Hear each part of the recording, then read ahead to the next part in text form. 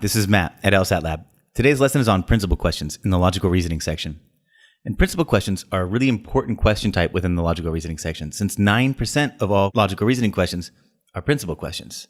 In today's lesson, we want to cover the following. First, how to spot a principal question, some of the different varieties of principal questions you should expect to encounter, and the kinds of trap answers that are prevalent when you're working on this type of question. But before we do, let me just tell you a little bit about LSAT Lab. We have live online classes 3 nights a week where you can come, ask questions, and learn about each of the different topics of the LSAT. We've got a video lesson library so that you can review whatever topic it is that you're looking for whenever you'd like. You can build a personalized plan so that you can be focused just on those topics that are going to have the biggest impact on your score. And a question bank that allows you to find whatever type of question it is that you're looking for, whether it's must-be-true questions with conditional logic or tree ordering games that can be framed. You can find it with our question bank. And if you don't know what you're looking for, our advanced analytics will help you figure it out. Try it today for free. So the way you spot a principal question is within the question stem, you're looking for the word principal. Most principal questions include that word within the question stem. So maybe you're looking for something like, which one of the following principles, if valid, most helps to justify the reasoning in the argument? So what you're being asked to do is to find a principle that would most justify the reasoning. If you take the word principle out of the question stem, which one of the following, if valid, most helps to justify the reasoning in the argument? This turns into a plain old strengthening question. But with the word principle, now you're looking to justify the reasoning, make it better, but do so using a principle. So what is a principle? Well, a principle is a general rule that can be applied to many instances. So it's a broad, abstract idea that applies in the given case. So you can think of a principle as a general rule. Another word that they might use to introduce the idea of a principle is the word proposition. So in this case, which one of the following propositions is best illustrated by the example presented in the passage? So we've got an example in the stimulus, and we're looking for a generalized rule that illustrates that particular example. And now they're saying it best illustrates the example.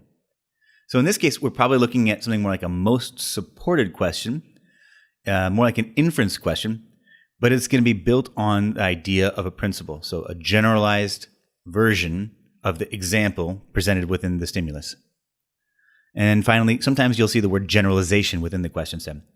The situation as described above most closely conforms to which one of the following generalizations. So we're looking for a generalization that describes the specific example again. And so you can see we have several different tasks. Primarily, they're going to use the word principle, but occasionally they use the word proposition or generalization. And we want to understand that these questions that they're going to ask within principal questions have a variety of different tasks. And that creates 4 different varieties of principal questions. The most common is when you're being asked to justify an argument with a principle. So let's take a look at that one. Here's an example. Go ahead and give this one a try on your own.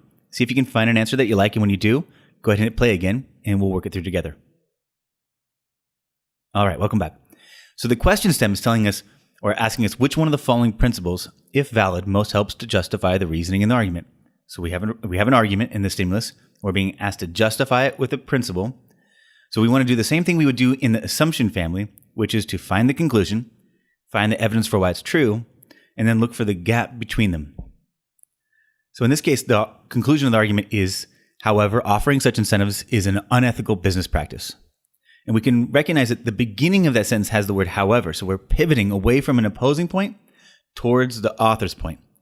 And the way we recognize this particular part of the author's point as being the conclusion is the word because right after it. Because introduces evidence, but it also implies a conclusion. So it tells you that what comes before it, in this case, is the conclusion, and what comes after it is the evidence.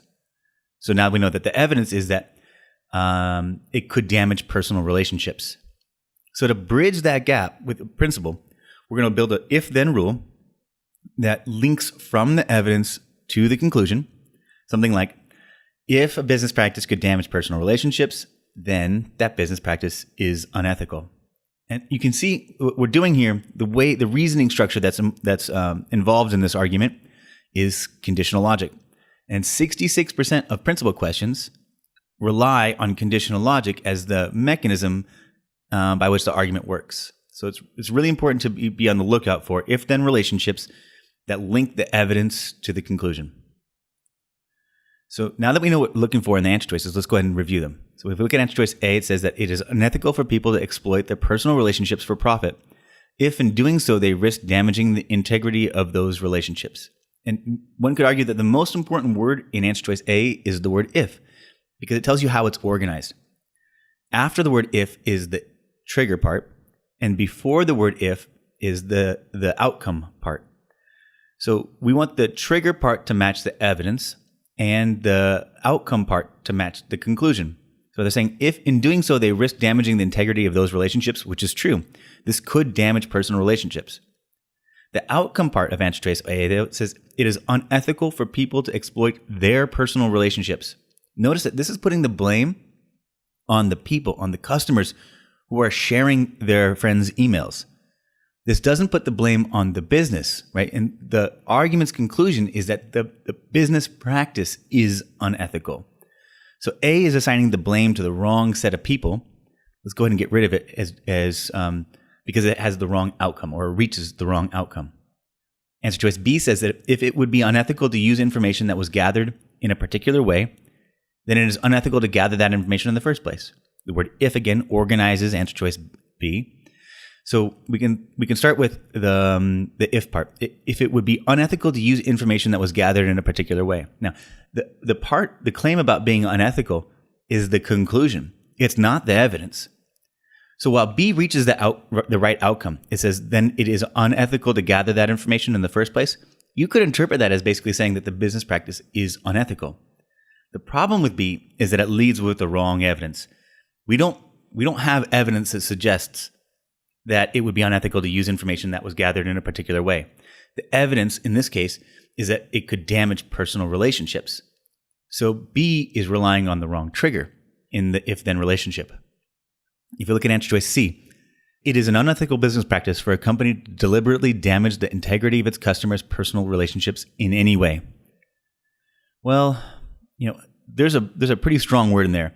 Answer choice C says it is an unethical business practice for a company to do something. So after the word for is going to line up with the evidence, and before the word for is going to line up with the conclusion. It is an unethical business practice, reaches the right conclusion. But there's a problem with the evidence in that it's very, very strong. It's much stronger than the evidence within the stimulus. Right? The evidence in the stimulus is that it could damage personal relationships.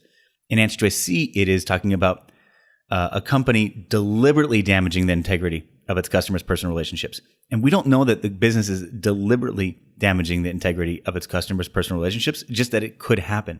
So let's get rid of answer choice C. It's using the wrong trigger.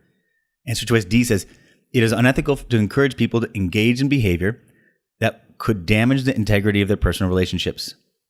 So in this case, the outcome that is being reached is that it is unethical to encourage people to engage in behavior.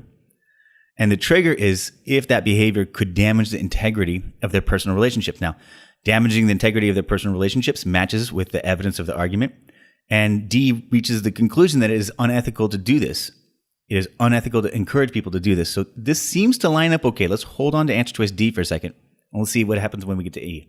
Answer choice E says, providing a friend's personal information to a company in exchange for financial reward will almost certainly damage the integrity of one's personal relationship with that friend. So now damaging the personal relationship, that was part of the evidence. And E is suggesting that that's the outcome. So what E is doing is basically making it more likely that engaging in this behavior would damage personal relationships. This principle states the evidence in a way that is stronger than what is stated in the argument. That said, it does make the premise more likely to be true, but that doesn't necessarily make the argument more likely to be true. So answer choice E we could describe as being premise support. It's supporting one of the premises, but it doesn't lead you to the conclusion. So now we know that answer choice D is the right answer. So the next variety of principle questions are those that ask you to infer from a set of statements. So let's take a look at this one. Go ahead and try this one on your own. See if you can find an answer that you like. And when you're ready to work it through together, hit play again. All right, welcome back. So we have these two ideas here in the stimulus. One is that most people can tell whether a sequence of words in their own dialect is grammatical. So most people can spot a grammatical statement. And we're also told that few people who can do so are able to specify the relevant grammatical rules. So while these people can spot a grammatical statement, they can't tell you how they know that it's a grammatical one. There's no argument in this stimulus. Instead, we have a set of facts. And if we look at the question stem, it's basically saying that we're looking for a principle that is underlying the statements. And it's really important to note the word statements there in the question stem. They're not suggesting that there is reasoning or an argument in the stimulus. They're saying that there are statements in the stimulus. So this is more of an inference question, like what do we know based off of what we just read? What is best illustrated or most supported based off of those statements? And we're looking for that idea that is most supported to represent a principle. So the reasoning that's happening here is not conditional logic, but rather comparison. They're comparing the difference between what people are able to do and how they know that it is what it is. So 34% of all principle questions rely on a comparative reasoning or a comparative structure. And so what we're looking for is a generalized idea in the answer choices that represents this split between the difference between what people are able to accomplish and how they're able to explain what they did. So answer choice A says that some people are able to write cogent and accurate narrative descriptions of events, but these people are not necessarily also capable of composing emotionally moving and satisfying poems. So this doesn't really give us anything about being able to recognize something. It's about writing one thing and then not writing something else. This relationship that's being described in answer choice A is very different because there's no recognition involved in any of the pieces of answer choice A. So let's get rid of it. It's just simply a relevant relationship. Answer choice B says that engineers who apply the principles of physics to design buildings and bridges must know a great deal more than do the physicists who discover these principles. So notice that there's a comparison within answer choice B. It says that they must know a great deal more than. So this is saying that some people need to know more than something else. Now, that need to know more is not expressed within the statements at all. It's about some people being able to do one thing, but then not being able to do a related thing. So answer choice B, this comparison that's being made is simply irrelevant. Let's get rid of it. Answer choice C says that some people are able to tell whether any given piece of music is a waltz. Okay, that sounds like they're able to recognize what is a waltz.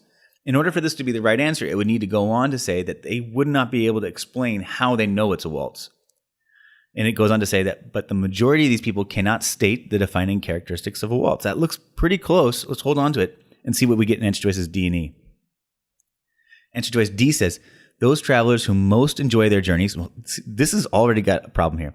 Most enjoy their journeys. This is talking about a very, on a gradation of those who know or those who enjoy their journeys. This is talking about those who enjoy it most.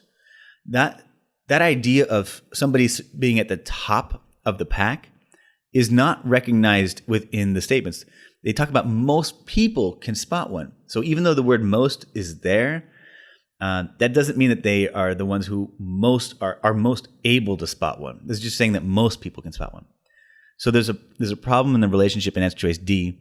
It's just simply not within the original statements. Let's just keep going with it, though. Those travelers who most enjoy their journeys are not always those most capable of vividly describing the details of those journeys to others.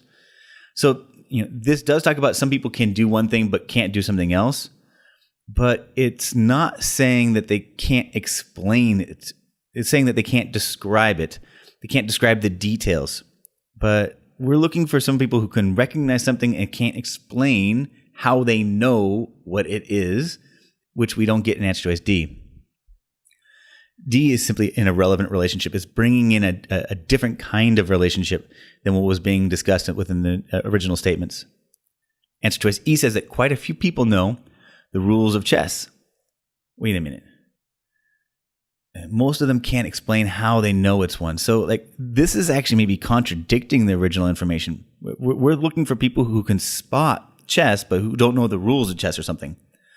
So this contradicts the original information because these people know the rules of chess, but in the statements originally, they don't know the rules that are relevant to grammar. So E is contradicting one of the original two ideas. That lets us choose answer choice C with confidence. So the next variety of principle question are those that ask you to conform to a principle. and either the principle will be in the stimulus and you're looking for an argument that conforms to the principle, or the principle will be in the answer choices and they'll ask you to find a principle that conforms to the argument. Either way, you're looking for a match between the principle and the argument that's being presented here, regardless of whether the principle is in the stimulus or in the answer choices. So here's an example. Go ahead and give this one a try. See if you can find an answer that you like. It looks like this case has the principle within the stimulus, and so you're looking for an argument that conforms to that principle. Be on the lookout for reversals and negations in this case, because that's a really common trap answer that you're likely to encounter in this particular form. When you have an answer that you like, go ahead and hit play again, and we'll work it through together. All right, welcome back. So in this case, we have an action is morally good if it both achieves the agent's intended goal and benefits someone other than the agent. And possibly the most important word in that principle is the word if, because it tells us how to organize the information. So if the action both achieves the agent's intended goal and benefits someone other than the agent, then the action is morally good. And we can express that with an if-then relationship. If it achieves its intended goal and it benefits someone else, then we know that it's morally good. And by contrapositive, we could also we restate that same idea by saying if an action is not morally good, then either it does not achieve its intended goal or it did not benefit someone else. And really, we could be looking at an argument that relies either on the original principle or on the contrapositive. But you can already start to get a sense for what is potentially something that the argument could conclude and what is something that the argument could not conclude. So, for example, there's no way that an argument that concludes that an action is not morally good will line up with this principle, because the only way the idea of not morally good could be utilized in an argument is for it to be utilized in the evidence. Any argument that lands on the idea or concludes the idea that it is not morally good is either using a reverse of the contrapositive or a negation of the original rule. So keep in mind what you can and can't conclude based off of the principle, either in its original form or in its contrapositive form. And then you're also going to need to line up the evidence as well. So again, the reasoning structure here is conditional logic, and that plays a major role on principle questions. And let's see how this plays out. So if we look at choice A, the conclusion reached, let's go ahead and find the conclusion first, is that Colin's action was morally good. That is definitely something that is concludable given the original principle. So what does Colin say? So Colin chose to lie to the authorities, questioning him in an attempt to protect his friends. The authorities discovered his deception and punished Colin and his friends severely. But because he acted out of love for his friends, Colin's action was morally good. Now, love was never discussed in the principle. Love is simply not part of the principle at all. You might still ask, okay, well, maybe he met the sufficient condition of the principle in some other way. Did Colin achieve his intended goal? No. All right, so there's no way we can get to the idea that this is morally good because we're not hitting the trigger. So let's get rid of answer choice A. It's got the wrong trigger. Answer choice B. Derek, what's the conclusion here? In this case, they're saying Derek's action was not morally good. There's no reason to continue reading the rest of this answer choice. And on principle questions, you can get away with not reading every word of every answer choice. You need to read every answer choice, but you don't need to read every word of every answer choice. As soon as you can see that an answer choice is wrong, it's wrong. There's no need to continue finding more places where it's wrong. And in B, it's reaching the wrong conclusion or the wrong outcome. Let's get rid of it. Answer choice C says that in the conclusion, Ellen's action was morally good. Okay, at least it reaches the right conclusion. Let's check to see if it matches up with the evidence. Ellen worked overtime, hoping to get a promotion. The extra money she earned allowed her family to take a longer vacation that year, but she failed to get the promotion. So did she achieve her intended goal? Her goal was to get a promotion. She did not get the promotion, so she did not achieve her intended goal, and this does not give us the right trigger. So we can get rid of this one for having the wrong trigger. Answer choice D says, Louisa tried to get Henry into serious trouble by making, let's find the conclusion. They're saying that Louisa's action was not morally good, and there's no need to continue. They already reached the wrong conclusion. Let's get rid of it. Wrong outcome. So hopefully we've done everything right, and E actually turns out to be the right answer. Let's double check. In this case, the conclusion of E is that her action was morally good. Okay, that matches. Let's see if she achieves her goal as well as benefits someone else. Yolanda took her children to visit their grandfather because she wanted her children to enjoy their vacation, and she knew they adored their grandfather. The grandfather and the children all enjoyed the visit. So did she achieve her intended goal? Yes. Did she benefit anyone else? Yes. Though Yolanda greatly enjoyed the visit, her action was morally good. So, the word "though" is almost like a concession. Maybe it makes it sound like it's an opposing point. But there was nothing in the principle that said that the person couldn't benefit in any way. It was that they need to benefit someone else too, or at least by itself, and achieve their goal, which Yolanda did. So yeah, we can conclude that her action was morally good, and that's the right answer. All right. So the last variety of principle question is where you're trying to parallel the principle. Now, the principle typically won't be stated, and what you'll have is either an argument or a set of facts, and there'll be a principle that underlies them, and then you're looking for an answer choice that gives you either an argument or a set of facts with a principle that underlies it, and that principle should match between both the stimulus and the answer choices. So let's take a look. Give this one a try, see if you can find an answer that you like, and when you're ready to continue, hit play again. Okay, so what do we know? They're saying that some credit card companies allow cardholders to skip payments for up to 6 months under certain circumstances, but it is almost never in a cardholder's interest to do so. Finance charges accumulate during the skip payment period, and the cost to the cardholder is much greater in the long run. So they're saying that it's not a good idea to take advantage of this plan. And why is that? Well, even though there is a short-term benefit in that you can make deferred payments and not have to pay anything for a little while, the disadvantage is that there is a greater long-term total cost. And so the relationship between these two ideas is that even though there's some little temporary good, the long-term bad outweighs that short-term good, so don't do it. And we're looking for that comparison between, or the comparison suggesting that the long-term bad is more significant than the short-term good inside of the arguments that are going to be presented within the answer choices. Now, the reasoning structure here, or the conclusion that's being reached here, remember, is that it's almost never in a cardholder's interest to engage in this particular behavior. So we're looking for a conclusion that says don't do this thing because the negatives outweigh the positives. And we're really looking for that negative to be a long-term negative and the positive to be a short-term positive. So the reasoning structure here is comparison. They're comparing the short-term benefits with the long-term costs and suggesting that the long-term costs outweigh the short-term benefits, and so that therefore don't do it. 34% of all principal questions rest on comparison. So if we look through the answer choices, answer choice A says that although insecticides are effective in ridding the environment of insect pests, they often kill beneficial insects at the same time. Since these beneficial insects are so important, we must find other ways to combat insect pests. There's a couple of issues here. Well, there's one really big one. There is a benefit and there is a cost.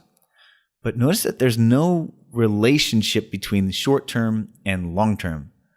So this answer choice simply has the wrong trigger, right? Because the trigger does not say that the long-term costs outweigh the short-term benefits. The conclusion in that we must find other ways to combat insect pests, while it's not exactly the same, it's basically saying don't do this, right? Do something else, which somewhat matches the conclusion of the argument. But the trigger, which is that the long-term cons outweigh the short-term pros, isn't there. They're suggesting that the cons outweigh the pros, but they're not saying that those cons and pros have like the short-term, long-term relationship. So let's get rid of it. Answer choice B says that increasing the base salary of new employees is good for a company. Although the company's payroll will increase, it will be easier for the company to recruit new employees. So this is not suggesting that something is a bad idea. This is suggesting that something is a good idea. This reaches the wrong outcome. Let's get rid of it. C says that it is unwise to use highway maintenance funds for construction of new roads. So that sounds like we're not supposed to do this thing. There is some immediate benefit from new roads. Okay, immediate sounds like short term. But if these funds are not used for maintenance, the total maintenance cost will be greater in the long run. So we've got the long run costs being greater than the short term benefits. Therefore, don't do this. This sounds like a good match. Let's hold on to answer choice C and see what else we get. D says it is better to invest in a used piece of equipment than to purchase a new one. Already you can see that the conclusion being reached is about a comparison between two different choices. Right? The conclusion in the argument was about don't do this thing, but it didn't suggest that something else was better or what something else was better. So the outcome in D is wrong. Let's go ahead and get rid of it. E says sports cars are impractical for most drivers. Okay. While there is undoubtedly a certain thrill associated with driving these cars, their small size makes them incapable of transporting any but the smallest amounts of cargo. Okay. So they're basically saying don't get a sports car, or they're not practical for most drivers. Why? Well, there is a benefit, but they never said it's a short-term benefit, right? That thrill, they don't suggest that it's going to go away. They do suggest that the cons are greater than the pros, but the cons don't have a long-term nature to them, and the pro doesn't have a short-term benefit to it. So the trigger in E is wrong. Let's get rid of it. And that leaves us with answer choice C is the right answer. Now let's think about the trap answers that we kept seeing when we're working on principal questions, or these different forms of principal questions. Right now we can see that reaching the wrong outcome or relying on the wrong trigger are common traps when you're working on a principal question, but they're not the only traps. So there are traps related to scope, those that use the wrong trigger, those that use the wrong outcome, those that are simply out of scope, or those that are bringing up like some kind of a term shift. There are traps that are related to logic, so doing the wrong thing, either by weakening the argument or contradicting the argument, or reversing the relationship that we need or negating the relationship that we need, and those that provide irrelevant relationships. If you're trying to justify an argument, an answer choice could be too weak.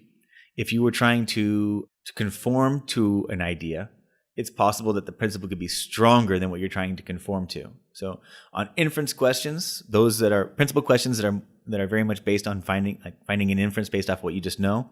And then there are traps based off of degree. So if you're trying to justify an argument with a principle, then an answer could be wrong because it's not strong enough, that it's simply too weak to justify the reasoning. Or if you're trying to infer from a set of statements a principle, an answer choice could be too strong, and then it's stronger than what can be supported by the original set of statements. So it's really important to keep in mind your task when you're working on principal questions, to think about what trap answers are relevant to that particular task. If you're more of the most strengthens, most supports, most justifies, you really want to be on the lookout for those that are too weak. If you're looking to extrapolate from information, like infer from it, then you're looking out for answer choices that are possibly too strong.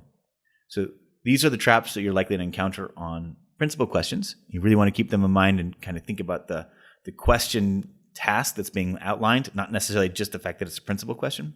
The way you spot a principal question is with the key term principle within the question stem, or potentially proposition or generalization, all meaning the same thing.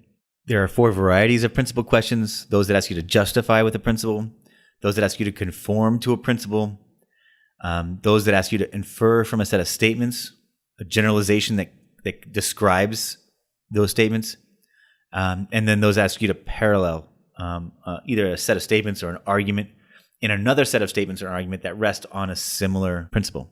The reasoning structures that you want to be on the lookout for are primarily conditional logic and comparison, although causation will occasionally rear its head. And then the important trap answers to be on the lookout for are those that either rely on the wrong trigger or wrong outcome, those that are out of scope, those that do the opposite of what you're looking for, so weakening instead of strengthening or contradicting the original set of ideas. So these are the trap answers that you really want to pay attention to when you're working on principal questions.